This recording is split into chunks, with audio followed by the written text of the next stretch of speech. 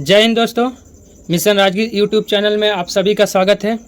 हम लोग बीपीएससी पीआरई 3 और 17वीं बीपीएससी और दरोगा के लिए महत्वपूर्ण क्वेश्चन का सीरीज लेके आए हैं, जिसमें 70 अति महत्वपूर्ण क्वेश्चन और उसका जो है डिस्कशन किया जाएगा।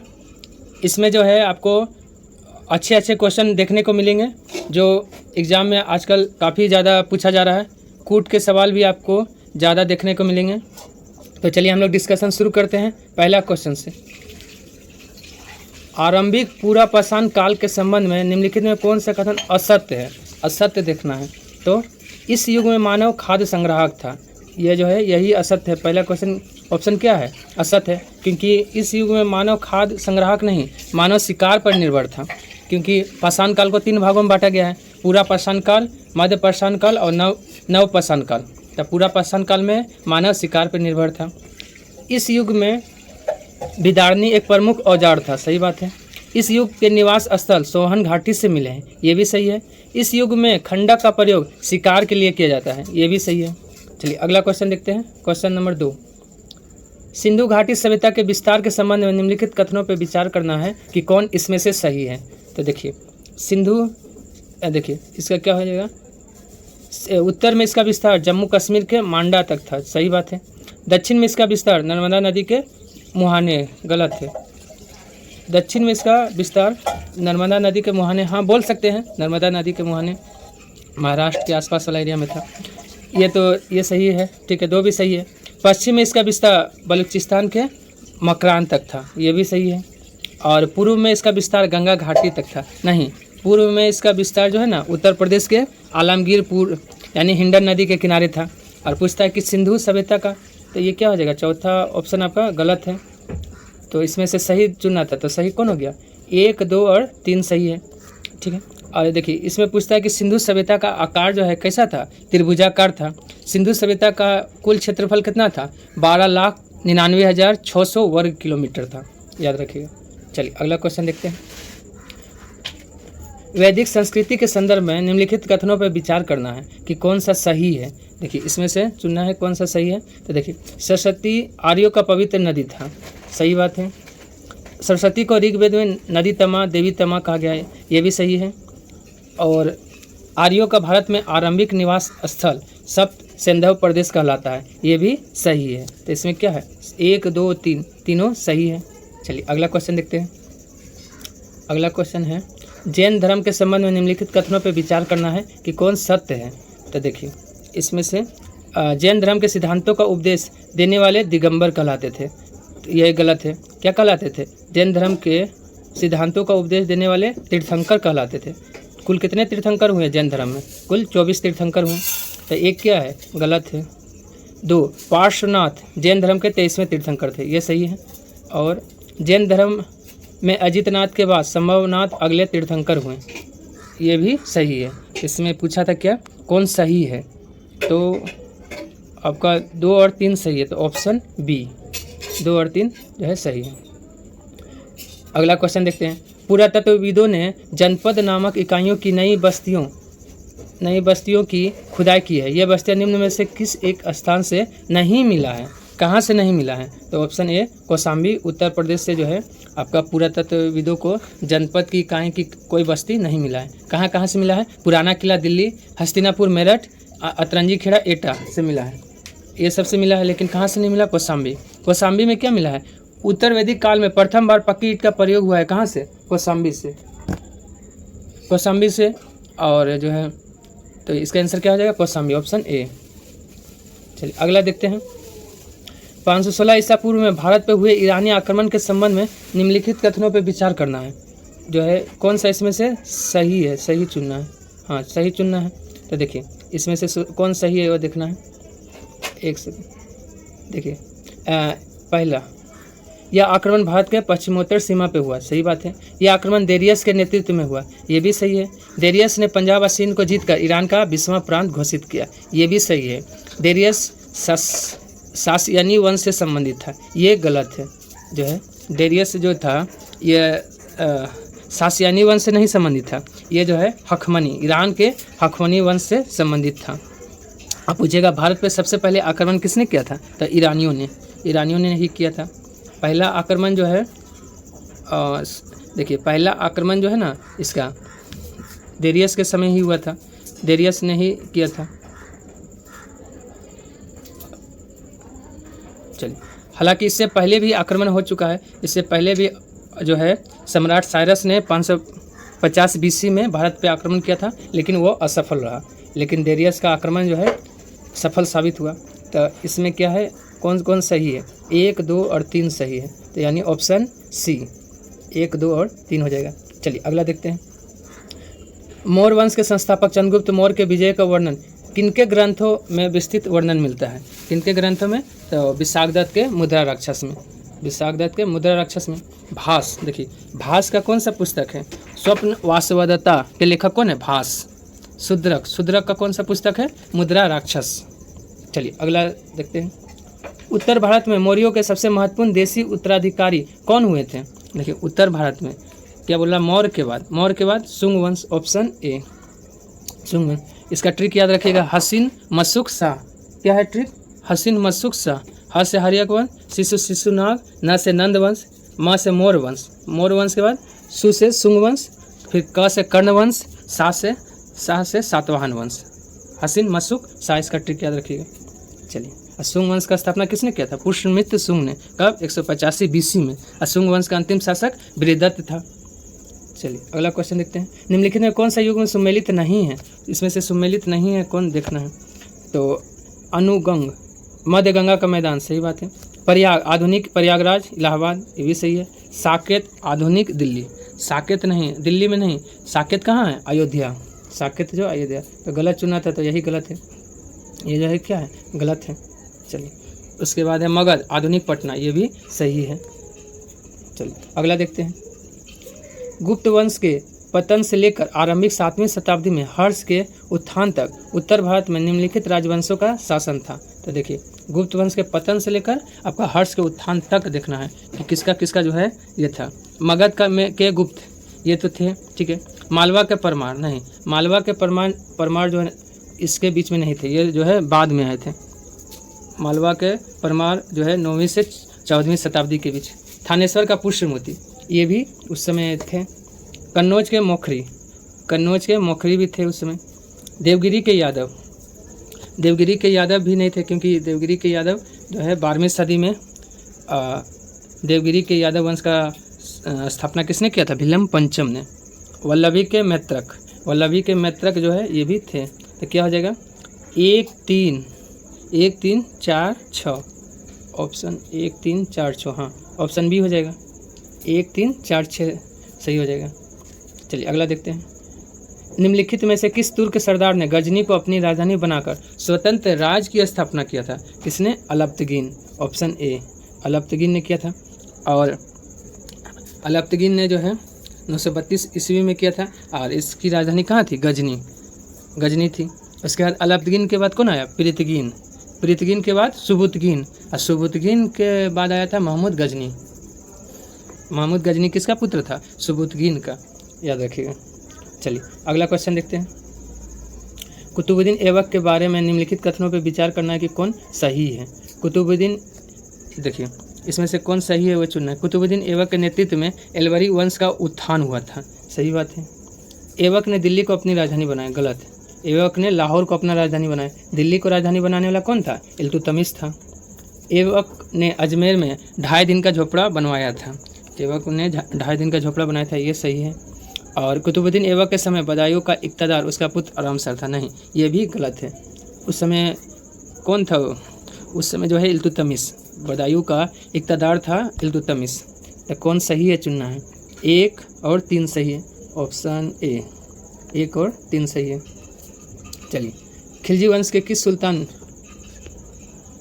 देखिए अगला क्वेश्चन देखते हैं। खिलजी वंश के किस सुल्तान ने शासितों के स्वैच्छिक समर्थन पर आधारित राज के सिद्धांत का पालन किया था, किसने किया था, जलालुद्दीन खिलजी ने, ऑप्शन बी जलालुद्दीन खिलजी ने। जलालुद्दीन खिलजी ने खिलजी वंश की स्थापना की कब, 1290 में। 1290 से 1296 तक इनका शासनकाल रहा। उसके बाद अलाउद्दीन खिलजी आए, जिसने 1296 से 16 तक शासन किया था। अलाउद्दीन ने बहुत सारा काम किया, घोड़ा दागना, सैनिकों का हुलिया लिखने, ये सब काम जो है कौन किया? अलाउद्दीन खिलजी ने किया था। चलिए अगला देखते हैं। मोहम्मद बिन तुगलक के संदर्भ में निम्नलिखित कथनों पर विचार करना है कि कौन इसमें से सत्य है। सत्य हम लोग को चुनना है कि इसमें से जो है सत्य कौन सा है। एक सेकंड, सत्य चुनना है। चलिए, इसके शासनकाल में तिमिसिरीन के नेतृत्व में मंगोलों ने सिंध पर आक्रमण किया था। सही बात है। मोहम्मद बिन तुगलक ने सिंध पर विजय प्राप्त की थी तथा कालानौर से पेशावर तक अपना अधिकार स्थापित किया। ये भी सही है। अली गुरसाब का विद्रोह इन्हीं के शासनकाल में हुआ था, जो है ये भी सही है। तो आपका ऑप्शन क्या हो जाएगा? ये भी सही है, तीनों का तीनों सही है, ऑप्शन डी। चलिए अगला देखते हैं, मिलान करना है कौन क्या है। तो देखिए, मोठ की मस्जिद का निर्माण सिकंदर लोदी ने किया है। अलाई दरवाज़ा अलाउद्दीन खिलजी ने किया है। और जमाली कमाली मस्जिद, इसका निर्माण इब्राहिम लोदी ने किया है। और बेगमपुरी मस्जिद का निर्माण MBT मोहम्मद बिन तुगलक ने किया है। तो 1 2 4 3 ऑप्शन सी हो जाएगा। 1 2 4 3 हो जाएगा। चलिए अगला देखते हैं। अगला क्वेश्चन है क्या? हरिहर और बुक्का के संबंध में निम्नलिखित कथनों पर विचार कीजिए कि जो है इसमें से कौन सा कथन सही है। तो मोहम्मद बिन तुगलक ने इन्हें बंदी बना लिया था। सही बात है। गुरु विद्यारण्य के निर्देश पे वे हिंदू धर्म में पुनः दीक्षित हुए थे। ये भी सही है। उन्होंने दौलताबाद को अपनी राजधानी बनाया। गलत, दौलताबाद को राजधानी नहीं बनाया था।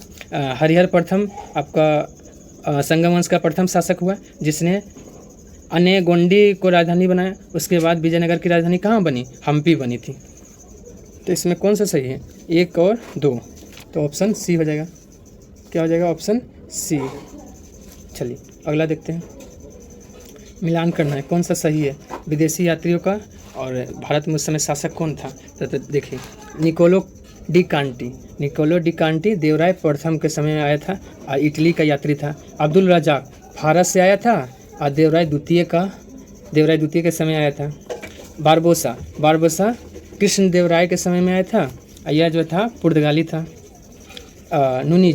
नुनीज अच्युत देवराय के समय में आया था नुनीज, और यह भी क्या था? पुर्तगाली था। चलिए तो क्या हो जाएगा? सब सामने है। 1 2 3 4 ऑप्शन आपका ए। 1 2 3 4 ऑप्शन ए हो जाएगा। चलिए अगला देखते हैं। भक्ति आंदोलन के संदर्भ में निम्नलिखित कथनों पर विचार करना है कि कौन सत्य है। हम लोग का सत्य देखना है कि कौन सत्य है। भक्ति आंदोलन का उद्भव दक्षिण भारत में हुआ था। एकदम सही है। शैव परंपरा को अपनाने वाला नयनार कहलाएं। ये भी सही है। नयनार की संख्या कितना? 63। वैष्णव परंपरा को मानने वाले अलवार कहलाएं। ये भी सही है। अलवारों की संख्या कितना थी? 12 थी। और ये भी पूछता है कि आपका भक्ति आंदोलन की शुरुआत कितवीं शताब्दी में हुई? तो 6ठी शताब्दी, याद रखिएगा। कब हुआ था? 6ठी शताब्दी में। तो इसका ऑप्शन क्या हो जाएगा? डी। 1 2 3 तीनों सही है।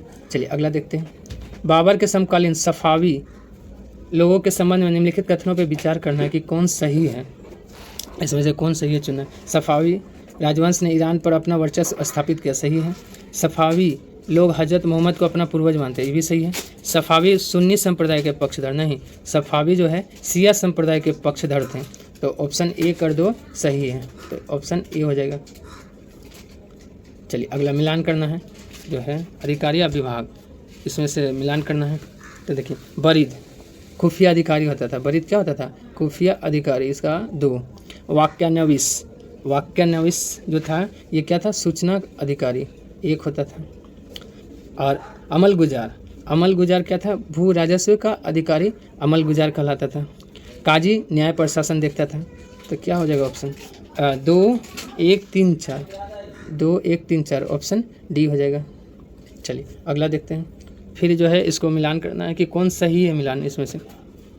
तो देखिए, इसमें से आपका आत्मीय सभा राजा राम मोहन राय 1815 कलकत्ता में, ये तो सही है, पहला सही हो गया। प्रार्थना समाज NM जोशी नहीं, प्रार्थना समाज का स्थापना आत्माराम पांडुरंग ने 1867 में किया था। ये तो गलत हो गया 2 number. Social service league Atmaram Pandurang नहीं, ये भी गलत है। सोशल सर्विस लीग का स्थापना NM जोशी ने 1911 में किया था। कब? 1911 में NM जोशी ने किया था सोशल सर्विस लीग की स्थापना। तो क्या इसमें सही है? 1 तो सही है, हाँ सिर्फ 1 सही है, 3 भी तो गलत है। तो 1 सही है, यानी ऑप्शन ए हो जाएगा। चलिए इसमें से जो है कौन जो है अष्टप्रधान के संबंध में निम्नलिखित अष्टप्रधान के संबंध में निम्नलिखित युगों में से कौन सा सुमेलित है, ये देखना है कि इसमें से कौन सा सुमेलित है। सर नौबत सेनापति होता था, सर नौबत क्या था, सेनापति होता था, सही बात है। पंडित राव समारोहों का दायित्व, ये भी सही है, 1 और 2 सही है। सुमंत धार्मिक नहीं, सुमंत जो था विदेश सुमंत क्या था, विदेश मंत्री होता था। और शिवाजी इसमें आपका कौन सही हो गया, 1 और 2, ऑप्शन ए ये हो गया। देखिए शिवाजी जो था जो है मराठों का प्रथम छत्रपति जो कौन बना, आपका शिवाजी, लेकिन अंतिम छत्रपति जो है मराठों का कौन बना है, शाहजी अप्पा साहेब। पेशवा अलग है, ये छत्रपति का बात कर रहे हैं। प्रथम छत्रपति आपका शिवाजी, लेकिन अंतिम शाहजी अप्पा साहेब। चलिए हो गया, अगला देखते हैं। भारत में कंपनी शासन के अंतर्गत शिक्षा के विकास के संदर्भ में निम्नलिखित पर विचार करना है कि कौन कौन इसमें से सही है। कौन सही है ये देखना है, एक कौन सही है। देखिए 13 के चार्टर अधिनियम ने देश में आधुनिक विज्ञान के ज्ञान को बढ़ावा देने का प्रावधान किया है, ये जो है सही है। 1 नंबर क्या सही था। 1813 के चार्टर अधिनियम ने इस उद्देश्य के लिए कोई मौद्रिक प्रावधान नहीं किया, गलत। मौद्रिक प्रावधान किया था, साल में 1 लाख रुपया, साल में 1 लाख रुपया जो है प्रतिवर्ष शिक्षा पे खर्च किया जाएगा। यह जो है आपका 1813 के चार्टर अधिनियम में यह व्यवस्था थी। तो ऑप्शन क्या हो जाएगा, 1। 23 का ऑप्शन 1। चलिए 24 में कलकत्ता जनरल एडवर्टाइजर किसके द्वारा शुरू किया गया था, यह जो किसके द्वारा, जेम्स अगस्त हिक्की, ऑप्शन डी, ठीक है। और भारत का प्रथम समाचार पत्र बंगाल गजट भी कौन शुरू किया था, जेम्स अगस्त हिक्की ने।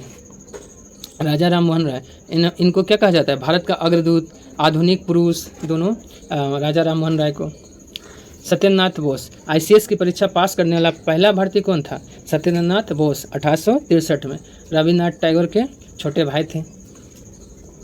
चलिए अगला देखते हैं। एका आंदोलन के संदर्भ में निम्नलिखित में कौन सा कथन सही नहीं है। इसमें देखिए सही नहीं पूछ रहा है। तो 1919 के अंत में संयुक्त प्रांत के कुछ उत्तरी जिलों में आंदोलन शुरू हुआ, नहीं, एका आंदोलन तो 1921 में शुरू हुआ है। यही पहला ही ऑप्शन क्या है, गलत है। तो यही हो जाएगा, ये जो है आपका गलत है, पहला ऑप्शन क्या है, गलत है। क्योंकि आपका एका आंदोलन कब हुआ था, 1921 में, 1921 में हुआ है, शुरू हुआ है। और किराया साझा करने की प्रथा उन मुद्दों में से एक थी जिनके कारण आंदोलन की शुरुआत हुई, सही बात है। मदारी पासी एका आंदोलन का नेता में से एक था, ये भी सही है। मार्च 1922 तक अधिकारी द्वारा गंभीर दमन करने से आंदोलन समाप्त हो गया, ये भी सही है। तो एक गलत है, बाकी तीनों सही है। चलिए अगला देखते हैं। निम्नलिखित कांग्रेस पूर्व राजनीतिक संगठनों को सही कालानुक्रम में सजाना है। तो देखिए कौन पहले आया, कौन। ईस्ट इंडियन एसोसिएशन 1866 कब आया है, 1866 में आया है, ठीक है। Bengal British India society, Bengal British India society कब, 1843 में, 1843 में आया है, ठीक है। मद्रास महाजन सभा, ये 1884 में, मद्रास महाजन सभा कब, 1884 में आया। बंग भाषा प्रकाशिका सभा, ये 1836 में कब आया है, 1836 में आया है। तो देखिए क्रम से जाना है कि कौन पहले आया है कौन बाद में आया है, तो देखना है। तो देखिए 4 पहले हो जाएगा, उसके बाद 2, फिर 1, 3, 4, 2, 1, 3, ऑप्शन बी, 4, 2, 1, 3 हो जाएगा। चलिए अगला देखते हैं। अगला, मेरठ षड्यंत्र मामले के संदर्भ में निम्नलिखित कथनों पर विचार करना है कि कौन सा सही है, कौन सा इसमें सही देखना है। तो यह मामला भारतीय राष्ट्रीय कांग्रेस के कम्युनिस्ट और समाजवादी पहलू से जुड़ा था, सही बात है। इस मामले को भारत में मजदूर वर्ग के आंदोलन को कमजोर करने के लिए जिम्मेवार ठहराया, ये भी सही है। तो इसका ऑप्शन क्या हो जाएगा, ऑप्शन सी, 1 और 2 दोनों सही है। अब पूछेगा मेरठ षड्यंत्र कब हुआ था, 1929 में। इसमें जो है पूछता है कि किस षड्यंत्र में अंग्रेज को फांसी की सज़ा हुआ था, मतलब अंग्रेज को सज़ा मिला था। फिलिप स्प्रेट को, फिलिप स्प्रेट अंग्रेज अधिकारी को सज़ा मिला था किस षड्यंत्र में, तो मेरठ षड्यंत्र में। और कम्युनिस्ट पार्टी का स्थापना कब हुआ था, 1920 ताशकंद में, लेकिन भारत में कम्युनिस्ट पार्टी ऑफ इंडिया का स्थापना 1925 कानपुर में हुआ था। चलिए अगला देखते हैं। भारतीय इतिहास के संदर्भ में कंपनी शासन के विरुद्ध लोगों को आक्रोश और विद्रोह के लिए निम्नलिखित में से किन कारकों को उत्तरदायी ठहराया जा सकता है? किन कारकों को उत्तरदायी ठहराया जा सकता है? तो देखिए, नए करों का भारी बोझ, सही बात है। आदिवासी भूमि पर राजस्व प्रशासन का विस्तार, ये भी सही है। स्वदेशी उद्योग का विनाश, ये भी सही है। तो क्या हो जाएगा? Option D. 1, 2 और 3 तीनों के कारण हुआ था। चलिए, भारतीय परिषद अधिनियम 1892 के संदर्भ में निम्नलिखित में कौन सा कथन सही है? इसमें से कौन सा कथन सही है देखना है। तो देखिए, केंद्रीय, इंपीरियल और प्रांतीय विधान परिषद दोनों में गैर सरकारी सदस्यों की संख्या में वृद्धि की गई, सही बात है। दोनों की संख्या में क्या हुआ? वृद्धि हुआ। कुछ गैर सरकारी सदस्यों के चयन में अप्रत्यक्ष चुनाव के एक तत्व को स्वीकार किया गया, ये भी क्या है? सही है। आपको 1 और 2 जो है सही है। 3, निदेशक मंडल की सदस्य संख्या को घटाकर 18 किया, नहीं 1892 में ये ऐसा नहीं, 1853 में ही आपको घटा के 18 किया गया था। 1853 में निर्देशक मंडल की संख्या 18 किया गया था। तो इसका ऑप्शन क्या हो जाएगा? 1 और 2 सही है। ऑप्शन ए हो जाएगा। चलिए अगला देखते हैं। अगला क्वेश्चन क्या है? 1929 में खुदाई खिदमतगार को किसने संगठित किया था? खुदाई खिदमतगार को किसने संगठित किया था? खान अब्दुल गफ्फार खां। Option A. भारत के पश्चिमोत्तर सीमांत प्रांत में ये किए थे। चलिए अगला देखते हैं। मिलाना है 1833 का चार्टर अधिनियम। देखिए 1833 का चार्टर अधिनियम क्या इसमें है? देखिए 1833 का चार्टर अधिनियम है ना, इसमें क्या व्यवस्था किया गया? आपका विधि निर्माण की शक्ति परिषद गवर्नर जनरल से सन्निहित होगा। तो 1 का क्या हो जाएगा? 4। उसके बाद है 1853 का चार्टर अधिनियम, यह है गवर्नर जनरल की परिषद में 6 नए सदस्यों की वृद्धि हुआ, इसका 3। 1858 का अधिनियम में कोर्ट ऑफ डायरेक्टर को समाप्त किया गया, 1। 1861 का भारतीय परिषद अधिनियम में गवर्नर जनरल को अध्यादेश जारी करने की शक्ति दी गई, 2। तो 4, 3, 1, 2 4, 3, 1, 2 ऑप्शन डी हो जाएगा। थोड़ा सा क्वेश्चन बड़ा है इसलिए थोड़ा सा दिक्कत हो रहा है। चलिए अगला देखते हैं। प्रस्तावना में वर्णित संपूर्ण पर्व संपन्न शब्द से क्या अभिप्राय है? क्या अभिप्राय है? Option A. ऐसी व्यवस्था जहां भारतवर्ष किसी भी आंतरिक अथवा बाह्य सत्ता से पूर्ण रूप से स्वतंत्र हो, उसको प्रभु संपन्न कहते हैं। मतलब अपना डिसीजन जो है खुद ले सकते हैं। चलिए निम्नलिखित में से विचार करना है कौन सा सही है। इसमें कौन सा सही है? तो नागरिक वह व्यक्ति होता है जो अपने देश में अधिकारों का उपयोग करता है किंतु कर्तव्यों का निर्वाह करने के लिए बाध्य नहीं होता है। गलत। दोनों का होना चाहिए, अधिकारों का उपयोग करता हो और कर्तव्यों का भी निर्वाह करता हो, वो नागरिक कहलाए। भारत में निवास करने वाला प्रत्येक व्यक्ति भारत का नागरिक है? नहीं। भारत में निवास करने वाला विदेशी नागरिक भारत का नागरिक नहीं हो सकता है। बाद में हो सकता है, लेकिन सभी निवास करने वाला जो है व्यक्ति भारत का नागरिक नहीं हो सकता है। चलिए तो इसमें क्या सही है? आपका 1 तो गलत है, 2 भी गलत है। ऑप्शन देखते हैं डी। ना तो 1 ना तो 2, दोनों गलत हैं। निम्नलिखित में से कौन सा विकल्प मौलिक अधिकार का सबसे सटीक वर्णन करता है? तो संविधान द्वारा प्रदत्त और सुरक्षित समस्त अधिकार को अब क्या कहेंगे? मौलिक अधिकार कहेंगे। ऑप्शन सी, मौलिक अधिकार। वर्तमान में मौलिक अधिकार कितना है? 6 है। कहाँ से लिया गया है? अमेरिका के संविधान से लिया गया है। चलिए अगला देखते हैं। निम्नलिखित कथनों पर विचार करना है। देखिए, बंदी प्रत्यक्षीकरण के द्वारा न्यायालय किसी गिरफ्तार व्यक्ति को न्यायालय के सामने प्रस्तुत करने का आदेश दे सकता है, सही बात है। अधिकार परीक्षा की रिट उस समय जारी की जाती है जब कोई निचली अदालत या सरकारी अधिकारी बिना अधिकार के कोई कार्य करता है। यह जो है गलत है, क्योंकि जो है वैसा पद धारण करता है जिस पर उसका कोई कानूनी अधिकार नहीं है, तो उस पर अधिकार परीक्षा जो है लागू होता है। तो ये क्या है? 2 गलत है। चलिए अगला देखते हैं। जब कोई शासक, न्यायालय, निगम अथवा सार्वजनिक अधिकारी अपने लिए निर्धारित कर्तव्य का पालन नहीं करता है तो उच्चतम न्यायालय उसे अपने कर्तव्य का पालन करने के लिए परमादेश रिट जारी करता है। ये सही है। जब कोई निचली अदालत अपने अधिकार क्षेत्र का अतिक्रमण करके किसी मुकदमे की सुनवाई करती है तो उच्च न्यायालय उसे एक ऐसा करने से रोकने के लिए निषेध आदेश जारी कर सकता है, ये भी क्या है, सही है। तो इसका ऑप्शन क्या हो जाएगा, 1 3 4, हाँ ऑप्शन डी क्या हो जाएगा, 1 3 4, क्योंकि 2 आपका गलत था, 1 3 4 हाँ। चलिए अगला देखते हैं। भारतीय संविधान का कौन सा भाग कल्याणकारी राज्य के आदर्श की घोषणा करता है? कल्याणकारी राज्य के आदर्श की घोषणा राज्य का नीति निर्देशक सिद्धांत, डीपीएसपी, या किस भाग में है डीपीएसपी? भाग 4 में है। अनुच्छेद 36 से 51 और कहाँ से लिया गया है? आयरलैंड से लिया गया है। चलिए अगला देखते हैं। सरकार के स्वरूप के संदर्भ में असत्य कथन का चयन करना है कि कौन सा असत्य है। तो लोकतांत्रिक सरकारें जनता के प्रति उत्तरदायी होती है, सही बात है। राजनीतिक समता अथवा स्वतंत्रता के अधिकारों को तानाशाही सरकार स्वीकार नहीं करती है, ये भी सही है।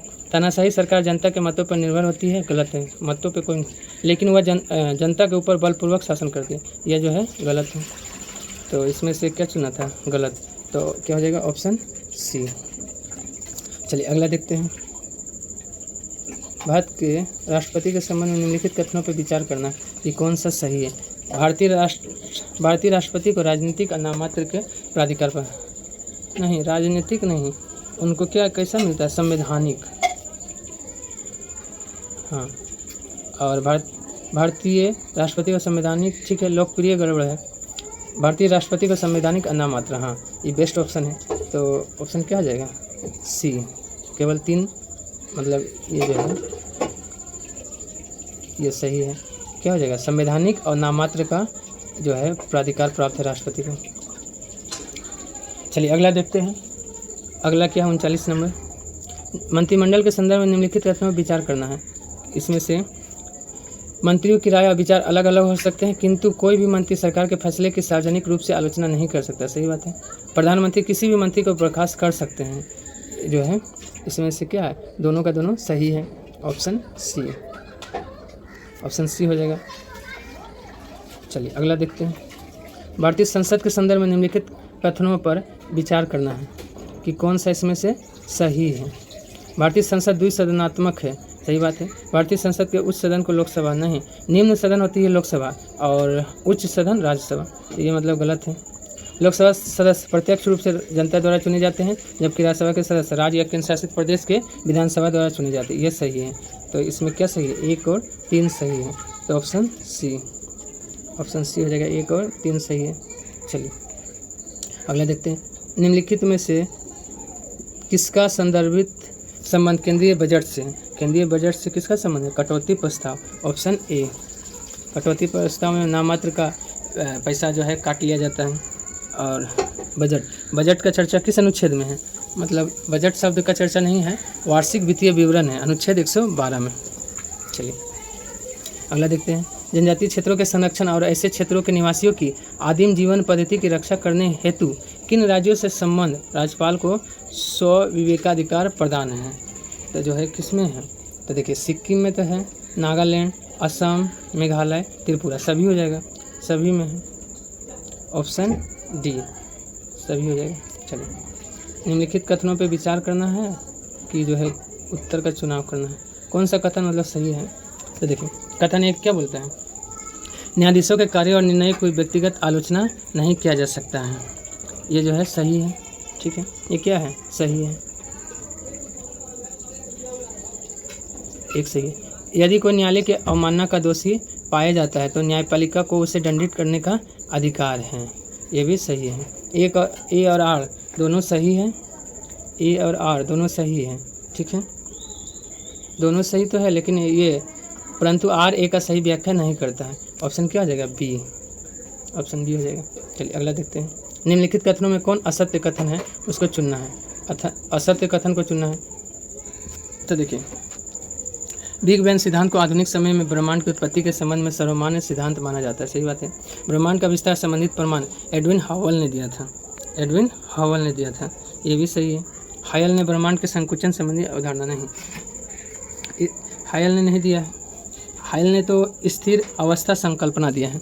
तो इसका क्या हो जाएगा, कौन गलत है, तो ऑप्शन सी, ऑप्शन सी गलत है। चलिए अगला देखते हैं।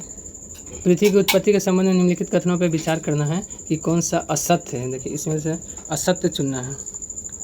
तो देखिए पृथ्वी की उत्पत्ति के संबंध में जर्मन दार्शनिक इमैनुएल कांट ने वायव्य राशि परिकल्पना को प्रस्तुत किया था। सही बात है, एक सही है।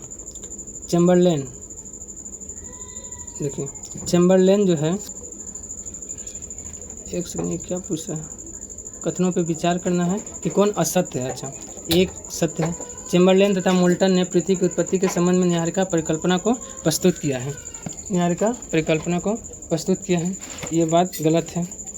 न्यायिका परिकल्पना कौन दिया है? एमुअल कांट, एमुअल कांट ने दिया है।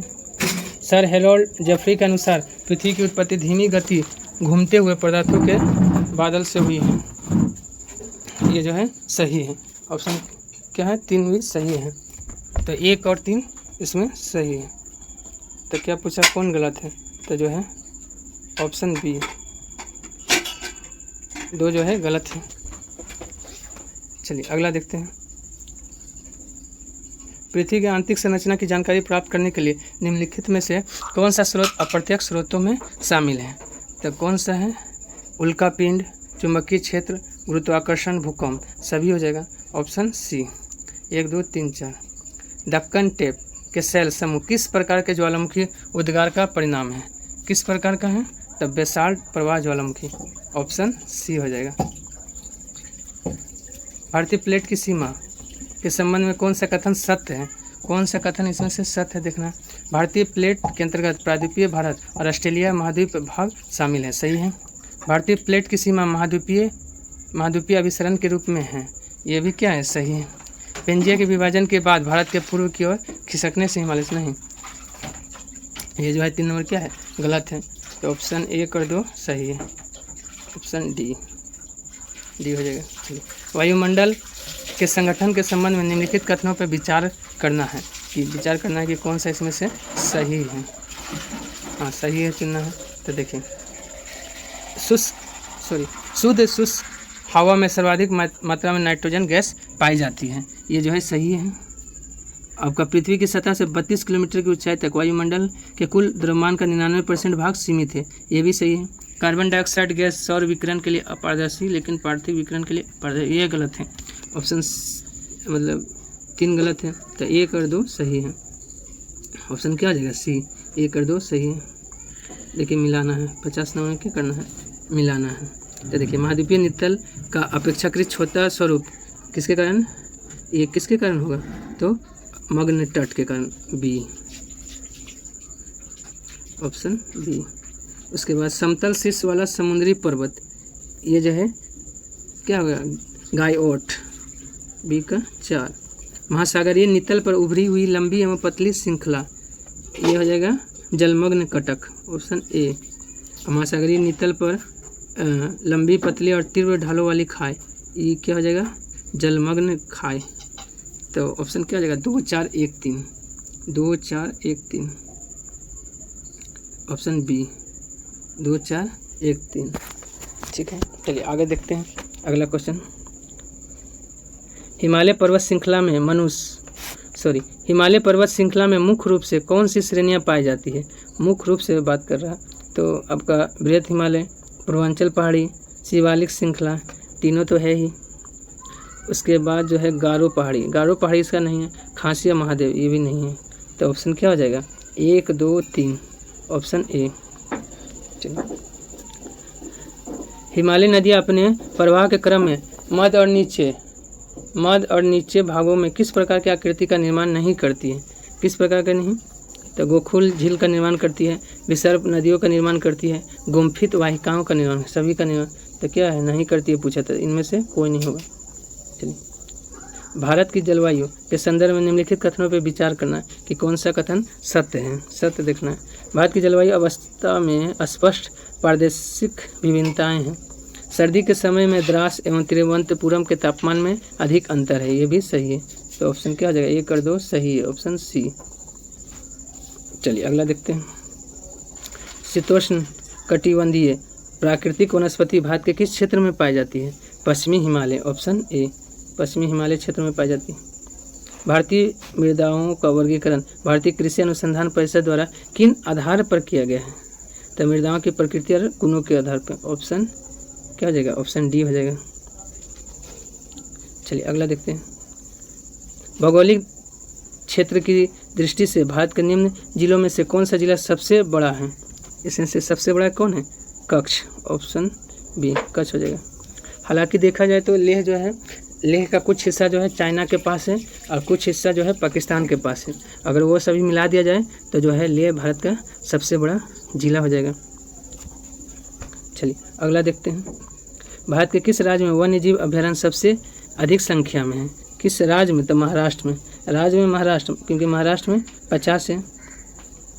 महाराष्ट्र में कितना है? 50। लेकिन केंद्र शासित प्रदेश की बात करेंगे तो अंडमान निकोबार में 96 है। कुल भारत में वन्य जीव अभ्यारण्य कितना है? 567 है, जिसमें अंडमान निकोबार में 96, महाराष्ट्र में 50। खनिज और जिलों के निम्न जोड़ों में से कौन सा जोड़ा सही है? तो ऑप्शन ए लाइमस्टोन कैमूर में। सही बात है। लाइमस्टोन मतलब चूना पत्थर कहाँ? कैमूर और रोहतास में पाया जाता है। चलिए अगला देखते हैं। व्यापक सुगमता सूचकांक में भारत की रैंकिंग सुर्खियों में रही है। निम्नलिखित में से किसने इस रैंकिंग को जारी किया है? तो विश्व बैंक जारी करती है। Option C. विश्व बैंक का स्थापना 1944 के ब्रेटन वुड्स सम्मेलन के द्वारा हुआ था। वैश्विक वित्तीय स्थिरता रिपोर्ट, वैश्विक वित्तीय स्थिरता विवरण निम्नलिखित में से किसके द्वारा तैयार किया जाता है? तो ये IMF। ऑप्शन बी अंतर्राष्ट्रीय मुद्रा कोष। अंतर्राष्ट्रीय मुद्रा कोष इसका भी स्थापना कब? 1944 के ब्रेटन वुड्स सम्मेलन में। और दोनों का मुख्यालय कहाँ है? तो वाशिंगटन DC। विश्व बैंक और IMF। चलिए अगला देखते हैं। मिलान करना है। अच्छा, कौन मिलान जो है सही नहीं है? देखिए, वनस्पति विज्ञान का जनक थियोफ्रेटस सही है। वर्गीकी विज्ञान का जनक लिनियस, कैरोलस लिनियस सही है। विषाणु विज्ञान के जनक इवोनोस्की, ये भी सही है। जीवाणु विज्ञान के जनक लुई पाश्चर। हालांकि चारों इसमें से सही है। जीवाणु विज्ञान का जनक लुई पाश्चर है, लेकिन जीवाणु का खोज किया था लुवेनहॉक ने, लेकिन जीवाणु विज्ञान का जनक माना जाता है लुई पाश्चर। इसमें क्या है? सभी सही है। टोटल का टोटल सही है। ये भी सही, ये भी सही, ये भी सही। लेकिन अगर एक चुनना हो कि इसमें से एक चुनना ही है तो आप ऑप्शन डी चुन सकते हैं अगर। लेकिन जीवाणु विज्ञान का जनक लुई पाश्चर, ये भी सही है। चलिए, पादप जगत के प्रथम प्रभाग थैलोफाइटा या शैवाल के संदर्भ में कौन सा कथन सही नहीं है? इसमें से देखना है कि कौन सा कथन जो है इसमें से सही नहीं है। तो देखिए, ये पूर्णतः जलीय और अविभेदित पादप है, सही है। ये पादप वर्णकों की उपस्थिति के आधार पर लाल, पीले और हरे रंग आदि के होते हैं, ये भी सही है। इलोथिक्स, क्लेडोफोरा, अल्वा, रिक्सिया आदि कुछ प्रमुख शैवालों के नाम हैं। नहीं, ये सब क्या है? ब्रायोफाइटा के हैं। इलोथिक्स, अल्वा ये सब ब्रायोफाइटा के हैं। अब पादप जगत का सबसे बड़ा कौन सा है? थैलोफाइटा। थैलोफाइटा सबसे बड़ा होता है पादप जगत का। तो इसमें क्या सही है? 1 और 2 सही है। 1 और 2 ऑप्शन क्या? अच्छा, कौन सही नहीं है? कौन सही नहीं है? तो 3 जो है गलत है, 1 और 2 सही है। ऑप्शन ए हो जाएगा। किंग कोबरा एकमात्र ऐसा सर्प है जो अपना घोंसला बनाता है। किंग कोबरा एकमात्र ऐसा सर्प है जो अपना घोंसला बनाता है। वह अपना घोंसला क्यों बनाता है? तो देखिए, क्यों बनाता है? यह अंड परजक सर्प है, ठीक है, जो घोंसले में अंडे देता है और अंडों से बच्चे निकलने तक घोंसलों की पहरेदारी करता है। क्या हो जाएगा? ऑप्शन सी हो जाएगा। चलिए, 63 का क्या हो जाएगा? ऑप्शन सी।